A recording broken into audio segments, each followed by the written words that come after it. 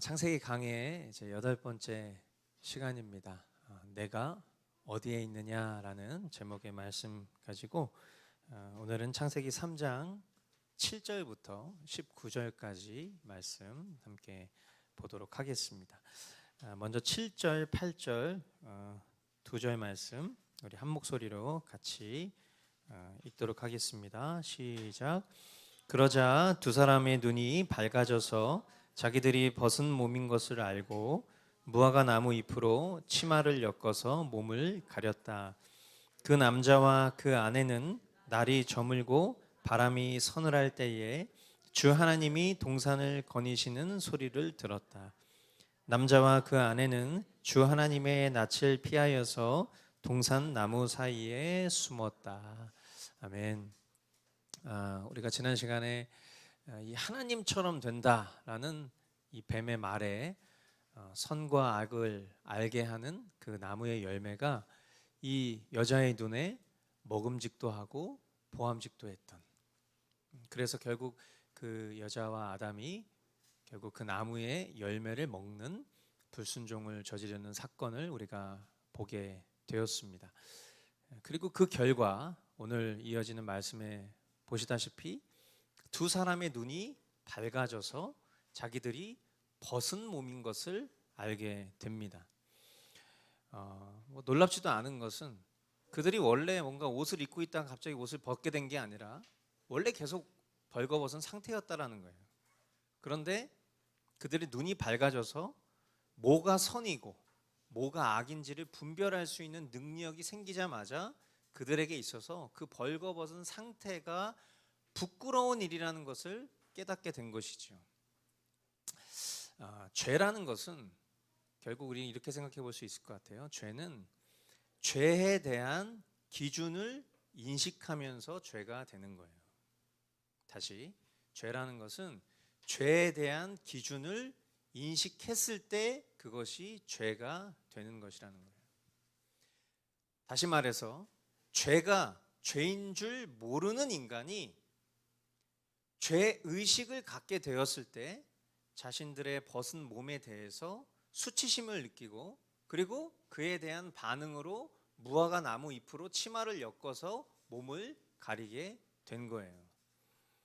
그러니까 우리가 이게 죄인지 아닌지 알지 못하고 행동하는 것에 대해서 죄라고 말할 수 없죠. 그러나 우리는 이것이 죄인지 아닌지를 분별할 수 있는 기준이 있어요. 그 기준은 마음의 법입니다. 하나님께서 모든 인간에게 교육과 학습을 통하지 않고서도 이것이 죄인지 아닌지를 분별할 수 있는 능력을 우리에게 주셨죠. 정확하게는 그 능력이 우리에게 필요 없었는데 이 아담과 그 아내가 범죄를 저지른 순간 선과 악을 분별하는 능력이 생기게 된 거예요. 그래서 아무도 그것을 교육한 적 없고 아무도 그것을 학습한 적이 없음에도 불구하고 이 아담과 하와가 눈이 밝아져서, 즉 선과 악을 분별할 수 있는 능력이 생기다 보니까 자신들이 옷을 벗고 있는 일이 부끄러운 일이구나, 아무도 가르쳐 준 적이 없어요. 그것을 배운 적이 없다고. 그런데 그것을 부끄러운 일이라고 깨닫게 된 거예요. 뭐가? 마음의 법이. 그러니까 이 선과 악을 분별하게 되는 순간부터 인간이 행하는 모든 일들은 사실상 깨닫게 되는 거죠. 우리는 의로움에 도달할 수 없는 존재구나. 우리가 행하는 일들은 다 죄덩어리구나. 나는 죄, 곧 나 곧 죄인 존재이구나 라는 사실을 깨닫게 되는 거예요. 그들의 그 수치를 가리기 위해서 그들이 무화과 나뭇잎을 엮어서 그들의 치부를 가리게 되었던 그 행동들을 우리가 생각해 볼 때 그리스도의 구속을 다시 한번 생각해 봅니다. 예수 그리스도의 그 구속이라는 것은 하나님께서 인간의 죄를 덮어 가려주시는 것이잖아요. 그죠? 구속이라는 그 의미 자체가 우리의 죄를 덮어 가려주신다라는 의미를 갖고 있는 거예요. 이들이 엮어 만들었던 그 무화과 나뭇잎 치마는 그들의 죄를 해결하지는 못했죠. 그냥 그들의 수치를 덮어줄 정도예요. 그러나 하나님께서 예비하신 그리스도의 구속은 우리의 모든 죄와 허물을 덮어 가려 주시는 것뿐만 아니라 완전하게 그 모든 죄를 해결해 주시는 하나님의 완전한 조치가 된 것을 우리는 믿습니다. 아멘. 그러나 그 조치가 임하기까지, 완성되기까지 죄로 인하여 불완전해진 인간에게 있어서 선과 악을 분별하는 그 능력은요, 인간 스스로 거룩해질 수 없는 저주의 능력일 뿐인 것이죠. 죄는 하나님과의 정상적인 교제를 가로막습니다. 죄를 분별할 줄 아는 인간은 자신의 존재를 인식하기 때문에 빛 가운데 나오기를 꺼려해요. 우리가 그리스도와 친밀한 사귐이 있고 교제가 있다면 우리는 언제든지 하나님의 말씀 앞으로, 또 믿음의 공동체 앞으로 나오는 것을 꺼려할 이유가 전혀 없죠. 그러나 우리는 죄를 분별할 수 있는 능력이 있는 사람들이에요. 그 분별할 수 있는 능력을 우리 자신에게 들이댔을 때 지금 현재 내가 주님과 친밀한 교통을 나누고 있는가, 그것에 대한 나 스스로의 분별력이 있죠. 그러면 우리가 하나님과의 사귐이 없는 상태에 머물러 있으면 우리는 어떤 태도를 보일까요? 당연히 빛 가운데로 나오기를 꺼려하죠. 말씀 앞으로 나오는 게 싫은 거예요. 주님의 몸된 공동체 앞에 나오는 게 싫은 거예요. 성경적 교제를 원하지 않는 그런 단절된 상태에 머무는 것을 좋아하는 거죠. 후미지고 어둡고 칙칙한, 죄를 탐닉하고 죄를 사랑하고 즐거워하는 그 자리에 머물러 있는 것을 존재적 죄인은 좋아해요. 요한복음 3장 20절에 이렇게 기록하고 있습니다. 우리 같이 한번 읽어보겠습니다. 시작. 악한 일을 저지르는 사람은 누구나 빛을 미워하며 빛으로 나아오지 않는다. 그것은 자기 행위가 드러날까 보아 두려워하기 때문이다. 아멘. 정확하게 성경은 우리의 존재 상태에 대해서 이렇게 말씀을 하고 계죠. 하나님께서 우리를 창조하시는 목적은 우리가 너무나 잘 아는 것처럼 하나님과 사랑의 대상으로 교제하기 위해서, 하나님의 그 사랑의 대상으로 교제하기 위해서 우리를 창조하셨어요. 그렇기에 우리는 그냥 우리 될 대로 되라지 하면서 생겨난 존재가 아니라 하나님의 형상을 따라서 지어진 존재입니다. 그런데 하나님의 그 낯을 피해서 동산 나무 사이에 숨어요. 저는 이것을 이렇게 한번 헤아려 보게 돼요. 자녀를 낳았습니다. 그리고 이 세상 그 어떤 행복과 비교할 수 없는 그런 기쁨 속에서 아이를 키워요. 뗄래야 뗄 수 없는 유대감을 가진 이 자녀와 부모에게 어느 날 방문을 거칠게 닫고 들어가는 자녀를 바라보는 부모의 심정이 여러분 한번 경험해 보셨습니까? 아직 경험해 보지 못하신 분들이 대부분이죠. 그러나 이 자리에 계신 우리의 부모들은 우리가 그렇게 부모의 청을 거절하고 그 부모의 부르심과 낯을 피해 방문을 거칠게 닫고 들어가서 문을 잠그고 나오지 않았던 순간들을 부모님에게 보여드린 적이 있을 거예요. 그리고 저도 우리 아이들이 이제 그런 순간들이 올 것에 대해서 지금도 두려운 마음으로 준비하고 있는 입장이죠. 근데 그런 심정이, 그런 거칠게 방문을 닫고 들어가는 그 자녀의 뒷모습을 바라보는 그 부모의 심정과 지금 이 동산나무 사이에 숨어서 하나님의 그 빛 가운데로 나아오기를 꺼려하는 그 아담과 여자를 바라보시는 하나님의 심정과 비교할 수 있을까 생각해 보면 비교할 수 없는 일이죠. 여러분들 빛 가운데로 나아오시기를 주님의 이름으로 축원드립니다. 어둠 가운데 있지 마시고 하나님께 여러분의 뒷모습을 보여주시고 그 거칠게 문을 닫아 제끼는 그런 불순종의 모습들을 하나님께 보여드리는 것이 아니라 지금 이 순간에도 우리를 찾고 부르시는 그 하나님의 세밀한 내면의 음성 앞에 우리가 순종하며 나아오는 것을 하나님께서 바라시고 원하시고 기뻐하신다는 것을 여러분 꼭 기억하실 수 있게 되길 바라요. 9절로 10절 말씀에 보니까 주 하나님이 그 남자를 부르시며 물으셨다. 내가 어디에 있느냐? 그가 대답하였다. 하나님께서 동산을 거니시는 소리를 제가 들었습니다. 저는 벗은 몸인 것이 두려워서 숨었습니다. 라고 대답을 합니다. 하나님께서는 잃어버린 양을 찾는 선한 목자처럼 전지하신 하나님이시지만 자신의 언어를 인간 수준에 맞춰주시면서 질문을 하시는 거예요. 네가 어디 있느냐? 하나님이 몰라서 물으셨겠습니까?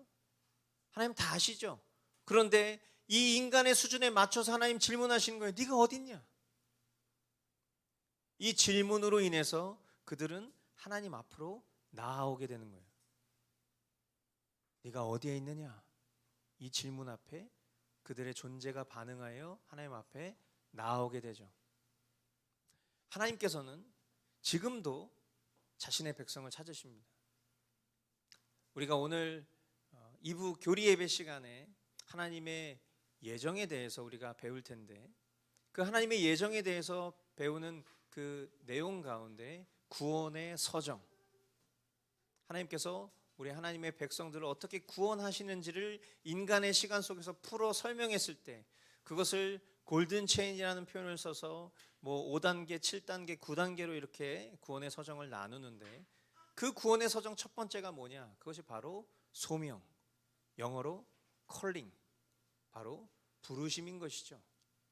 존재적 부르심인 거예요. 네가 어디에 있느냐? 나의 백성된 가나야, 나의 백성된 하준아, 네가 어디에 있느냐? 하나님께서 우리의 존재를 부르시는 거예요. 어디로부터? 죄로부터. 어둠 가운데 있는 우리를 빛 가운데로 불러내시는 이 존재적 질문인 것이죠. 이 존재적 부르심에 죄인인 인간이 하나님 앞에 살 길을 찾아서 나아오는 것이, 그것이 바로 구원이에요. 여기에 생명의 길이 있고 생명의 답이 있는 것입니다. 아멘. 지금 이 강단에서 여러분들에게 신지식을 전하고 있는 것이 아니라 이미 우리가 너무나 잘 알고 있는 복음의 말씀을 전하고 있는 제 입술을 통해서 주님은 다시 한번 저와 여러분들에게 질문하시는 거예요. 네가 어디에 있느냐? 우리가 하나님 앞에 있는가? 아니면 우리가 어둠 가운데 있는가? 오늘 주님 우리에게 그 부르시는 그 친밀한 음성 앞에 예 주님 제가 여기 있습니다 하고 나아갈 수 있는 그런 우리가 될 수 있기를 바랍니다. 11절로 13절 말씀해 보니까 하나님이 물으셨다. 네가 벗은 몸이라고 누가 일러주더냐? 내가 너더러 먹지 말라고 한 그 나무의 열매를 네가 먹었느냐? 그 남자는 핑계를 대었다. 하나님께서 저와 함께 살라고 짝지어 주신 여자, 그 여자가 그 나무의 열매를 저에게 주기에 제가 그것을 먹었습니다. 주 하나님이 그 여자에게 물으셨다. 너는 어쩌다가 이런 일을 저질렀느냐? 여자도 핑계를 대었다.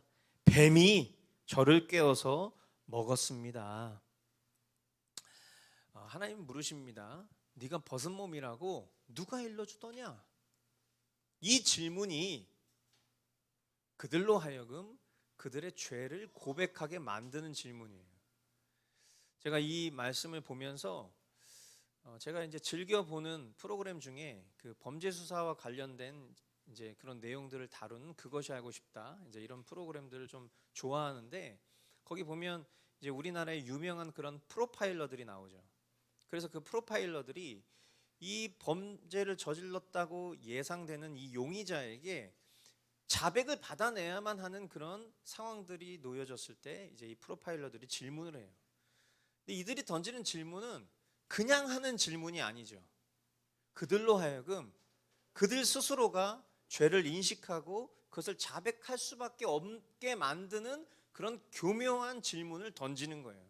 이것이 굉장히 과학적이고 아주 고급스러운 그런 전술 같은 거예요. 그런데 제가 예전에 신앙이 유약하고 또 지식이 부족했을 때는, 물론 지금도 마찬가지지만 그때는 그냥 이 말씀을 봤을 때 하나님이 던지시는 질문이 그냥 어떤 특별한 질문이라고 인식한 적이 한 번도 없었어요.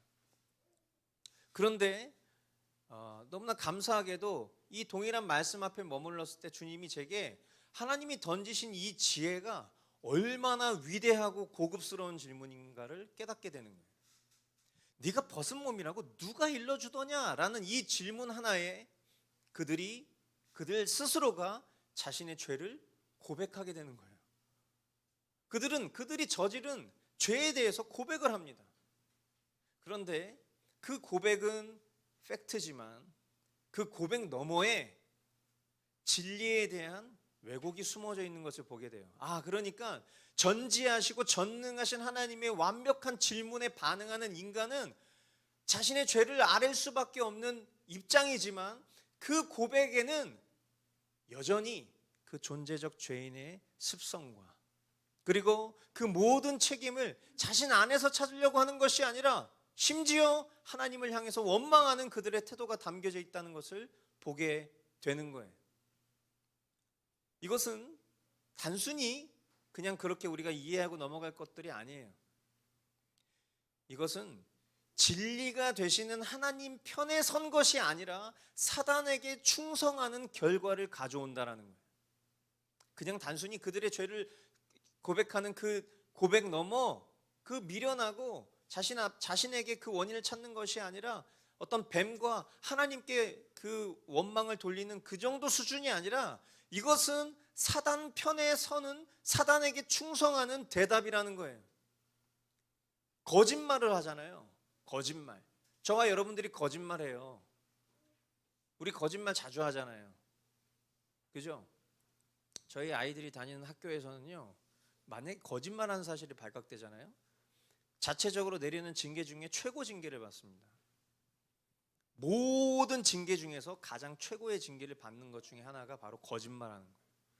처음에 제가 뭐 이렇게 거짓말 좀 할 수도 있지, 뭘 거짓말했다고 애를 저렇게 잡아, 막 이런 생각을 했어, 속으로. 그래서 제가 오늘 이 말씀 앞에서 엄청나게 회개를 하는 거예요. 주님이 제게 깨닫게 하시는 은혜가 있어요. 그게 뭐냐면 우리가 진리를 말하는 것은 진리가 되시는 하나님 편에 선다라는 거예요. 그런데 거짓말을 한다는 것은요, 거짓의 아비가 누구예요? 사탄이죠.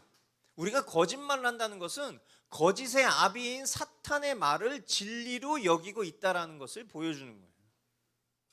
이해가 되십니까?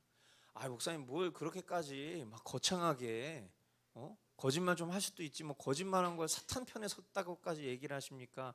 여러분 만약에 그렇게 생각하신다면 죄송한 얘기인데 여러분 주님의 은혜를 구하셔야 돼요.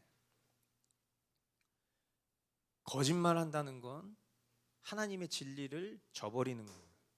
거짓의 아비인 그 사탄에게 충성하는 것이 거짓말하는 거예요. 더 나아가서 잘못의 책임을요 남에게 돌리는 이런 이들의 모습 속에 실상 그들을 만드신 하나님을 비난하는 또 다른 죄성이 담겨져 있다는 걸 보는 거예요. 뭐라고 얘기하고 있어요? 하나님께서, 제가 아까 읽을 때 이걸 되게 강세를 두고 읽었는데 저는 왜곡해서 읽었다고 생각 들지 않아요. 진짜 이렇게 얘기했을 것 같아요. 하나님께서 저와 함께 살라고 짝지어 주신 그 여자가, 이렇게 얘기했을 것 같아요. 그 내면의 모든 책임과 이유를 자기에게 두는 것이 아니라, 혹은 그 여자에게 두고 있는 것처럼 말하고 있지만 실상은 하나님이 저와 함께 살라고 만드시고 짝지어 주신 그 여자가 라고 얘기를 하면서 지금 교묘히 모든 책임을 하나님께 떠넘기고 있는 이 아담의 태도를 보는 거예요. 얼마나 무서운 일입니까? 더 나아가서 이 여자가 대답하는 것도 보면요, 물론 이 성경에는 그렇게 표현하고 있지 않아요. 그러나 저는 지문을 하나 추가를 했어요. 뭐라고 추가했냐면, 하나님께서 창조하신 그 뱀이 오늘날 이 사건을 해석하는 사람들 속에 이들의 범죄에 초점을 맞추는 것이 아니라 선과 악을 알게 하신 나무의 열매를 만든 하나님을 비난하는 이들이 있어요. 그렇죠? 자유주의자들 뿐만이 아니에요. 정통적인 신앙을 하고 있다는 사람들 중에서도 내면의 마음의 불만과 불평 중에 하나가, 아니 하나님이 처음부터 선과 악을 알게 하는 나무의 열매를 만들지 않았으면 되는 거 아니야. 왜 그거를 만들어 가지고 그 사람들한테 그렇게 유혹하게 만드시고, 그리고 그들이 그것을 따먹었을 때 그 모든 범죄의 책임을 왜 그 아담과 그 여자에게 다 뒤집어 씌우시는지 난 좀 이해가 안 가지만, 뭐 이런 식으로 내면에 우리 안에 그런 동기들이 있어요. 하나님을 원망하는, 하나님께서 모든 것을 다 먹어도 되지만 너한테 좋지 않기 때문에, 너가 죽을 수도 있기 때문에 그 선과 악을 알게 하는 그 나무의 열매만은 결코 먹지 말아라라고 말씀하신 건데, 그 하나님의 음성에 자신이 주인 되어서 하나님의 말씀을 왜곡하여 받아들이고, 진리를 왜곡하여 받아들이고, 자신의 방법으로 자신의 뜻으로 순종을 선택하고, 실상 그것은 불순종이지만 마치 하나님 앞에 순종한 것처럼, 그리고 벌어진 결과에 대해서도 자기 안에 잘못에 대해서 인정하고 하나님의 용서를 구하는, 하나님의 은혜와 자비를 구하는 태도가 아니라 그 모든 이유와 책임을 마치 하나님께 전가하듯 이야기하고 있는 그 동산의 첫사람 아담과 여자처럼, 오늘 살아가고 있는 우리 안에도 동일하게 그 모든 이유와 책임을 하나님께 돌리려고 하는 마음이 있다라는 것입니다. 14절로 15절 말씀해 보면, 주 하나님이 뱀에게 말씀하셨다. 네가 이런 일을 저질렀으니 모든 집짐승과 들짐승 가운데서 내가 저주를 받아 사는 동안 평생토록 배로 기어다니고 흙을 먹어야 할 것이다. 내가 너로 여자와 원수가 되게 하고 너의 자손을 여자의 자손과 원수가 되게 하겠다. 여자의 자손은 너의 머리를 상하게 하고 너는 여자의 자손의 발꿈치를 상하게 할 것이다. 하나님께서는 이 모든 범죄의 시작이었던 그 여자를 미혹했던 사탄에 대해서는요, 아무런 질문도 하지 않으세요. 그리고 단순히 심판에 넘겨버리십니다. 그리고 그 심판에 따른 두 가지 저주를 선언하시는데, 첫 번째는 그 뱀이 평생 배로 다니면서 흙을 먹는다라는 거예요. 아마도 이 창조 신학을 이야기하시는 분들은 뱀의 발들이 아마 이 저주에 따라서 이 시점을 기점으로 해서 퇴화했을 것이다 라고 말씀들을 합니다. 그리고 뱀이 먹이를 먹을 때 흙도 함께 먹을 수밖에 없는 것. 여러분, 음식에 흙 묻으면 여러분 그거 그대로 드십니까? 아니죠. 흙을 털어내거나 아니면 그 음식을 아예 먹질 않아요. 그런데 뱀은요, 음식을 먹을 때 온전한 음식을 먹을 수 있는 순간이 단 한순간도 없을 거예요. 흙이 묻어있는 음식을 먹을 수밖에 없는 거예요. 근데 그것이 뭐 뱀이니까 당연한 거 아니야? 아니에요. 당연한 게 아니라고. 저주에 따른 것이라는 거예요. 하나님의 저주. 뱀이 받게 된 저주. 여러분, 뭐 군대에서 훈련 받아 보신 분들 알겠지만, 포복에서 그 흙바닥을 막 기어다니면서 그 총 들고 막 기어다니고 뭐 지형짐을 넘어다니고 굉장히 힘든 일이란 말이에요. 그렇죠? 우리가 집에서 그냥 플랭크 같은 아주 단순한 운동 하나 할 때도 어떻게 하죠? 맨바닥에서 합니까? 아니죠. 매트 깔아놓고 그 위에서 플랭크 하잖아요. 그런데 이 뱀이 흙 바닥을 기어다니는 그 일들이 우리는 뱀이니까 뭐 당연한 거 아니야? 이렇게 생각하지만 그게 아니라는 거예요. 그게 저주의 결과라는 거예요. 더 나아가서 두 번째 저주는 뭡니까? 사람과 원수가 되는 거예요. 여자는 여러분 말하는 게 아니라, 제가 하와라고 왜 아직 얘기를 안 하냐면, 아직 이름을 하와라고 지으신 그 장면이 안 나왔기 때문에 지금 계속 여자라고 얘기하고 있는 거예요. 여러분 오해하지 마세요. 여기서 등장하는 이 여자는요, 하나님보다는 뱀을 더 친근하게 여긴 거예요. 하나님의 말씀보다 뱀의 말을 더 신뢰한 거예요. 그러니까 이런 행동을 하게 된 거라고요. 이해되십니까? 그런데 성경은 이렇게 선포하죠. 이제 뱀과 여자는 원수가 되었다 이렇게 말해요. 이제 원수가 되었다 이렇게 말하지만 실상은 원래부터 뱀은 여자의 친구가 아니었고 원수였던 거예요. 여자의 범죄가 누구 때문이에요? 뱀의 거짓말 때문이죠. 그리고 그 거짓말이 이 여자를 비롯한 오늘을 살아가고 있는 모든 인류에게, 이제까지 살아왔었던 모든 인류에게 무엇을 안겨주었습니까? 사망을 안겨주었잖아요. 친구였던 적이 없어요. 원래부터 원수였는데 원수였던 그 옛 뱀에게 미혹당한 이 여자가 그 내면에 하나님의 말씀보다 이 뱀의 말을 더 친근하게 여겼고 그것을 신뢰했기 때문에 그런 행동을 하게 된 거라고. 하나님께서 이와 같은 저주를 내리신 것은 그냥 단순한 일이 아니에요. 이 사건을 통해서도 우리는 배울 것이 있어. 제가 지난주에도 말씀드렸죠. 이 뱀이 아주 미혹을 잘해요. 간교하다고요. 그 미혹과 간교함에 이 여자가 넘어간 거예요. 그리고 그 말을 더 신뢰한 거예요. 자, 보세요. 하나님의 말씀으로부터 멀어지면 당연히 우리는 하나님의 말씀에서 멀어진 것으로 끝나지 않아요. 하나님의 말씀으로부터 멀어진 만큼 우리는 세상의 소리에 훨씬 더 많은 귀를 기울이게 돼요. 여러분, 하루에 말씀 2장 보는 것도 우리 겨우겨우 봅니다. 그죠? 그 말씀 보는데 여러분 소요되는 시간이 어느 정도 걸리세요? 사람마다 다 다르겠지만 넉넉 잡아서 1시간이라고 얘기해 봅시다. 1시간 동안 내가 말씀을 읽고 그 속에서 주님이 내게 주신 마음을 받기를 사모하는 그 삶을 사는 사람과 그 시간보다 훨씬 더 많은 시간 동안 세상의 뉴스를 보고 그리고 영상을 통해서 유튜브를 통해서 내게 무분별적으로 들어오는 그런 수많은 정보들, 여러분 이미 우리는 이런 인풋의 게임에서 이미 지고 있어요. 그죠? 그러다 보니 우리가 어떤 중요한 결정을 할 때 이미 다 알고는 있다고.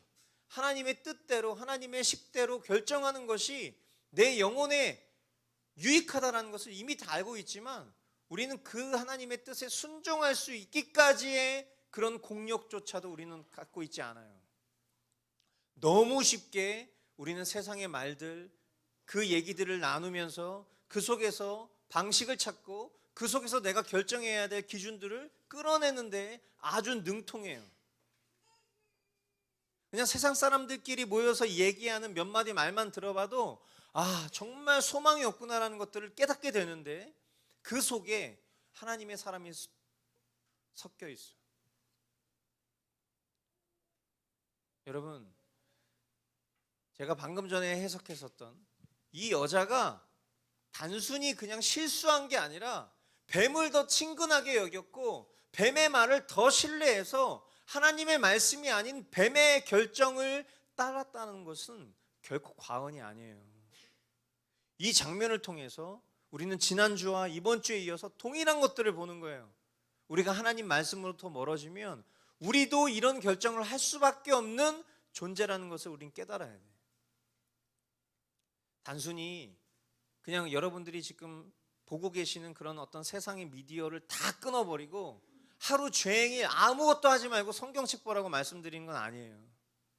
그러나 하나님의 말씀이 나의 영혼을 영원한 생명의 길로 이끄는 유일한 방편이라는 것을 적어도 여러분들이 진짜 아멘 하신다면 이제 여러분들 태도를 분명히 하셔야 돼요.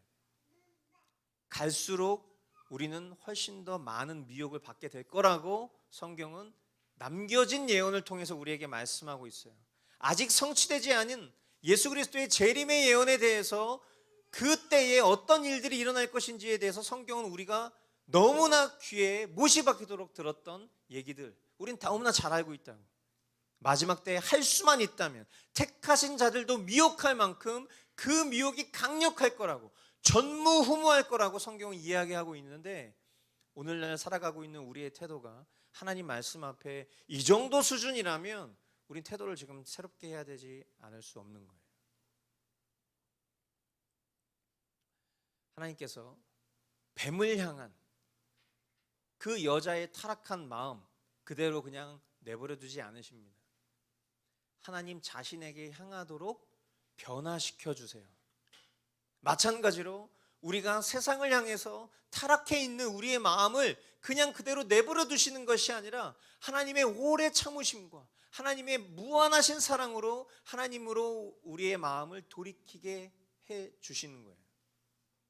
그 타락한 여자의 마음을 하나님께로 돌이키게 하시기 위해서 하나님은 약속을 주세요. 어떤 약속이죠? 내가 너로 여자와 원수가 되게 하고 너의 자손을 여자의 자손과 원수가 되게 하겠다. 이 약속을 주세요. 더 나아가 여자의 자손은 너의 머리를 상하게 하고 너는 여자의 자손의 발꿈치를 상하게 할 것이다 라는 약속을 주세요. 여자의 자손이 누굽니까? 여자의 자손, 즉 메시아이신 예수 그리스도를 말하는 거죠. 그 예수 그리스도의 발꿈치를 상하게 한다. 누가? 이 사탄이 발꿈치를 상하게 한다라고 했을 때 그건 어떤 수준입니까? 예수님이 겪으신 일들로 생각해 보면 그것은 바로 십자가 고난이죠. 그 여자의 아들의 발꿈치를 상하게 한다는 것은 분명 치명적인, 우리 아킬레스건이 끊어진다고 했을 때 걸을 수 없을 만큼 치명적인 부상이잖아요. 예수님께서 겪으셨었던 그 십자가 고난은 이처럼 아주 치명적인 그런 고난이 될 수 있었지만, 그러나 더 나아가 이 옛뱀인 원수 사탄의 머리를 상하게 하실 것이라는,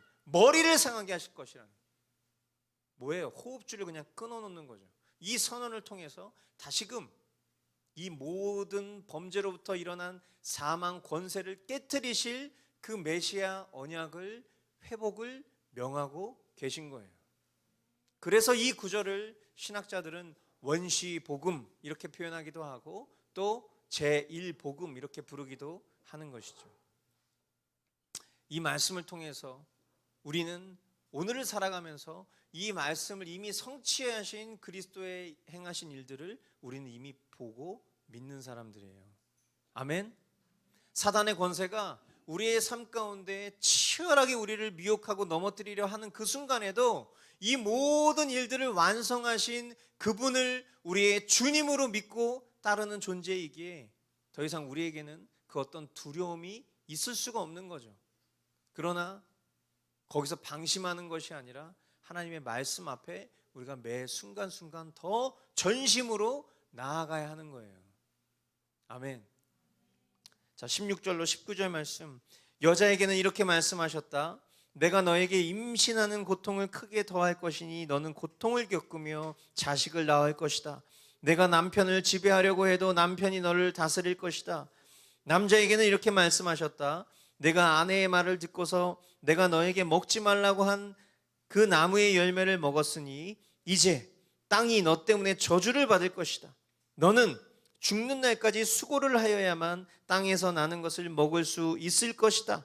땅은 너에게 가시덤불과 엉겅퀴를 낼 것이다. 너는 들에서 자라는 푸성귀를 먹일 것이다. 너는 흙에서 나왔으니 흙으로 돌아갈 것이다. 그때까지 너는 얼굴에 땀을 흘려야 나다를 먹을 수 있을 것이다. 너는 흙이니 흙으로 돌아갈 것이다. 아멘. 이 두 사람이 지은 그 범죄에 대한 책임을 져야 돼요. 여자의 범죄의 죄책은 뭐냐? 그것은 가정에서 겪게 될 고통입니다. 즉 자녀를 출산하는 것, 이것이 첫 번째 그 죄에 대한 책임이고, 두 번째는 남편에게 종속된 상황에서 겪을 고통의 징벌을 말하고 있어요. 세상은 여자의 출산을 자신의 공로로 만듭니다. 그죠? 그리고 그에 따른 마땅한 권리로 대접을 받게 만들어요. 그래서 우리 공동체 안에도 이제 아이를 출산한 우리 엄마들을 향해서 우리는 축하하고 축복하고 수고했다고 말하고 격려해요. 그것은 복음을 깨달은 우리에게 있어서는 마땅한 태도예요. 그러나 그 복음이 복음되기까지, 그 축복이 우리에게 임하기까지 원 죄책은 이 아이를 출산하는 엄마가 겪는 고통은 우리가 지은 죄에 따른 결과라는 걸 잊어서는 안 돼요. 그런데 이 죄에 따른 죄책임에도 불구하고 그 가운데에서도 하나님의 자녀에게 따르는 하나님의 은혜는 항상 존재해요. 여자는 아이를 출산하는 그 위대한 순간 속에서도 고통을 겪습니다. 그죠? 새 생명이 출생하는 그 영광스러운 순간인데 그 영광스러운 순간 속에서도 고통을 겪어요. 그런데 그럼에도 불구하고 여자는 예수 그리스도 안에 있는 약속 있는 자녀를 출산하고 양육하는 역할에 있어서 하나님의 계획을 성취하는 위대한 통로로 쓰임을 받습니다. 할렐루야. 이것이 여자에게만 부여된 특권이에요. 아멘. 이제 우리 공동체에 또 새로운 아이가 출산할 날이 이제 멀지 않은 우리 지원자매 가정이 있어요. 사실 지금 저 때에 아이를 들쳐안고 이 예배당에 와서 예배를 하고 있다라는 거, 저는 너무 위대한 일이라고 생각해요. 그렇죠? 그리고 이제 아이를 출산하게 되면 또 이전에 겪었었던 고통의 시간들을 보내게 될 거란 말이에요. 그죠? 그리고 그 시간들이 자신의 존재를 부정당하는 것 같은 그런 순간들을 맞이하게 될 거란 말이에요. 그렇죠? 그러나 우리가 그동안에 배웠었던 말씀을 생각해 보면 이 모든 것이 그냥 보편적인 인간, 여자에게는 그것이 저주가 될 수 있어요. 그러나 우리의 하나님의 백성된 우리에게 있어서 이 여자의 출산과 그 시간들을 통해서 겪는 고통과 그 시간을 넘어 이제 아이를 양육하는 그 모든 과정들은 하나님 나라를 세워가는 일이라는 것을 우리는 누차 이야기했어요. 이것이 복된 복음을 통과한 가정이 누릴 수 있는 엄청난 특권이고 축복인 거예요. 아멘. 그렇기 때문에 이 말씀 앞에 놓여져 있는 우리 자매 성도분들은 고난이 은혜가 되는 또 하나의 은혜를 배울 수 있게 되신 거예요. 아멘. 이것이 단순히 그냥 말이 좋은 은혜가 아니라 정말 이런 인류 모두가 겪을 수밖에 없는 이 고통이 하나님의 백성에게는 은혜가 될 수 있도록 하나님이 그것을 바꾸어 주셨구나라는 것들을 배우는 거라고. 뿐만 아니라 여자가 받은 저주 한 가지는 계속해서 남편의 그 권위에 눌림을 당하는 거예요. 여러분, 우리가 여러 번 이와 같은 말씀들을 다루면서 이야기했지만 우리가 살아가고 있는 이 시대 속에서 여자는 계속해서 남편을 지배하고자 하는 타락한 본성이 나와요. 그런 사람이 없습니다. 우리 공동체에는 이렇게 말하고 싶겠지만 저는 아마도 여러분들이 집 안에서 겪는 일들을 제가 다 보진 못했지만 저희 집이 겪는 일들을 봤을 때 여자의 타락한 본성은 남편을 지배하고자 하는 끊임없는 갈등을 유발하는 것을 경험해 봅니다. 제가 지난번에 칭찬했으니까 오늘은 한번 좀 이렇게, 이건 성경의 얘기니까, 성경의 얘기니까. 근데 이런 갈등은 겪지만요, 남편의 다스림 밑에 거할 수밖에 없는 징벌을 받는다라고 성경이 지금 말하고 있잖아요. 아무리 발버둥을 쳐도 끝끝내 남편의 다스림 밑에 거할 수밖에 없는 징벌을 받는다는 거예요. 그런데 여기도 놀라운 은혜가 있죠. 하나님의 말씀으로 회복된 여자와 남편은요, 어떤 변화가 있냐면 예수님이 이렇게 말씀하시잖아요. 신부된 교회와 신랑 되신 그리스도의 사랑의 관계처럼 바뀌는 거예요. 서로 억압하고 짓누르고 올라오려고 하면 끌어당기고 어떤 이런 것이 인간이 받은 저주의 한 형태였지만 복음을 통과한 믿음의 가정 안에서는 그리스도께서 교회를 사랑하시듯 행하는 그 사랑의 관계로 이 부부의 관계가 바뀌어서 회복의 기쁨을 누리는 은혜를 얻게 된다라는 것입니다. 할렐루야. 예. 우리의 이 존재적 자아가, 이 죄된 자아가 사단에게 속으면 우리는 서로 이기려고 해요. 서로 짓누르려고 한다고. 그러나 그리스도로 살아가고 있는 우리에게 있어서 더 이상 그와 같은 삶의 형태는 존재하지 않는 거예요. 그런 자아는 죽은 거죠. 지금 살아가고 있는 나는 그리스도로 사는 거예요. 아내는 남편을 공경하고요, 남편은 아내를 극진히 사랑하는 관계로 회복 변화되는 것이죠. 저주가 축복으로 바뀌는 자리는 모두에게 임하는 것이 아니에요. 오직 하나님의 말씀대로 살아갈 때 그리스도로 거듭난 그 가정에만 임하는 놀라운 복이라는 사실을 여러분들 깨달으실 수 있어야 돼요.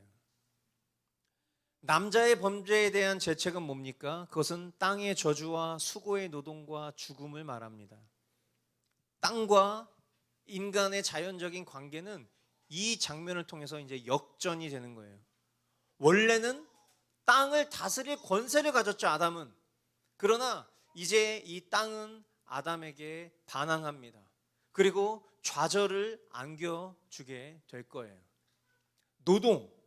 노동을 보면 우리가 성경에서 노동을 바라볼 때 이 노동의 기본적인 관점은 하나님의 섭리를 반영하는 거예요. 하나님이 일하신다라는 표현을 쓴단 말이에요. 그죠? 그렇기 때문에 인간이 일하는 이 노동은 신성한 거예요. 그러나 그 노동의 대상인 땅, 우리가 노동을 해요. 어디에서? 땅에서. 그런데 이 땅은 원래 인간에게 복종할 수밖에 없게 만들어진 그런 땅이었지만 이 타락한 범죄로 인하여서 더 이상 이 땅은 호락호락하게 인간에게 생명의 원천을 제공해 주지 않아요. 오히려 좌절의 원천을 제공하게 되는 거예요. 열심히 노동을 했어요. 그런데 땅이 본래의 결과를 가져오지 않습니다. 흉작을 내요. 더 큰 노동의 대가를 만들어내는 것이죠, 땅이. 그리고 이 모든 고통은요, 죽음이라는 인간에게 원래 존재하지 않았지만 죄의 결과로 생긴 그 죽음의 순간까지 인간을 괴롭힙니다. 그래서 지금까지 우리 아버지들은 죽음 전까지도 먹고 살 걱정, 여러 어려움에 직면하면서 가정을 책임져야 할 고통 속에 살아가고 계신 거죠. 그러니까 우리 아버지들이, 우리 남편들이 먹고 살 걱정하는 거에 대해서 우리가 비난하면 안 돼. 왜냐하면 그것은 저주예요. 하나님께서 내리신 저주의 결과예요. 그거는 평생 죽을 때까지 짊어질 수밖에 없는 거예요. 남편이 먹고 살 걱정을 안 하고 있다, 그건 지금 저주를 회피하고 있는 행동이에요. 남편이 먹고 살 걱정을 하고 있는 것에 대해서 고마워하셔야 돼. 그러나 이제 기억하셔야 될 게 또 있죠. 이런 상황들을 우리가 맞닥뜨리면 우리는 이 본문에서 이 아담이 저지른 범죄, 이 하와가 저지른 범죄에 대해서 막 원망하는 마음이 생겨요. 막 이런 저주의 내용들을 보면 내가 그때 하와가 그렇게 따먹지만 않았었어도 내가 이렇게 출산의 고통을 겪지 않았을 텐데, 내가 이렇게 지금 죽는 날까지 먹고 살 걱정하지 않았을 텐데, 우리 이런 생각을 한단 말이에요. 그 동산에 아담이 아닌 내가 있었으면 그런 미련한 결정하지 않았을 텐데, 우리 이런 생각한다고요. 그러나 여러분 꼭 기억하십시오. 우리가 동일하게 같은 선택을 할 수밖에 없었던 그런 존재적 죄인이라는 것을 기억해야 해요. 이 모든 것들이 그들의 범죄에 따른 책임이 아니라 내 범죄에 대한 책임이라는 사실을 우리는 꼭 기억해야 되는 거예요. 또한 첫사람 아담과 그의 아내를 통해서 우리가 답습하지 말아야 될 중요한 교훈은 남자와 여자가 겪는 이 모든 고통의 책임을 우리 안에서 찾지 않고 아담과 그의 아내 혹은 하나님께 원망을 돌려서는 안 된다라는 거예요. 그들이 동산나무에 숨어서 하나님의 질문 앞에 서기까지, 그들이 하나님 앞에 자신의 죄를 아뢰는 장면에서도 사탄에게 충성하고 하나님을 원망했던 근원적인 대답을 내놓았던 잘못을 우리는 반복해서는 안 된다라는 것입니다. 하나님 앞에 죄가 뭡니까? 그리고 그 죄에 대한 죄책인 영원한 죽음으로부터 하나님께서 나에게 어떤 은혜를 베풀어 주셨는가. 이 사실을 깨닫게 된 저와 우리 은혜 입은 죄인이라면 출산이라는 고통, 남편의 권위에 압제당하는 고통, 노동이라는 고통, 먹고 사는 걱정에 대한 고통, 죽음이라는 운명 앞에 놓인 고통으로부터 영속적이고 영광스러운 하나님의 상과 복을 이미 예수 그리스도의 십자가 안에서 성취하셨음을 기억하고 오늘도 범사에 늘 감사하며 주님과의 친밀한 교제를 사모하는 그런 복된 삶을 우리는 살 수 있을 것입니다. 우리에게 이 귀한 복음, 이 귀한 은혜를 허락하신 우리 하나님께 우리의 영광을 돌리겠습니다. 하나님께 영광의 박수 올려드리겠습니다. 기도하겠습니다. 사랑하는 주님,